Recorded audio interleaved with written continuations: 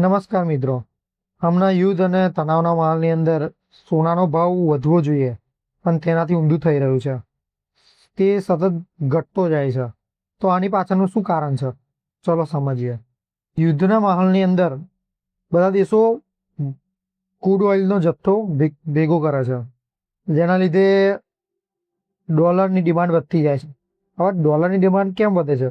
કારણ કે diesel, petrol, જે ક્રૂડ ઓઇલનું આયાત નિકાસ થાય છે, જે ખરીદી થાય છે, તે બધું જ ડોલરની અંદર થાય છે.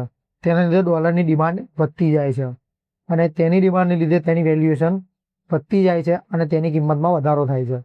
તેના લીધે ગોલ્ડની અંદર ઘટાડો આવી રહ્યો છે. તો શું લાંબા ગાળા માટે આ ગોલ્ડ હંમેશા આવી રીતે ડાઉન થતું જશે? તો ના, આ એક શોર્ટ ટર્મ માટેનું પ્રોબ્લેમ છે. લોંગ ટર્મની અંદર પાછું ગોલ્ડ રિકવરી કરશે અને નવો એક હાઈક બનાવશે, પણ કેટલો સમય લાગશે એ કશું નક્કી નથી. એટલા માટે હમણાં જે તમારે ગોલ્ડની અંદર એસઆઈપી કે ઇટીએફની અંદર ઇન્વેસ્ટમેન્ટ ચાલુ હોય એ જ કન્ટિન્યુ રાખજો. લોંગ ટર્મની અંદર હંમેશા ગોલ્ડ રિકવરી આપે જ છે. તો આવી જ જાણકારી માટે મને ફોલો કરી લો. મળીએ આપણા નેક્સ્ટ વિડીયોમાં. જય હિન્દ, વંદે માતરમ.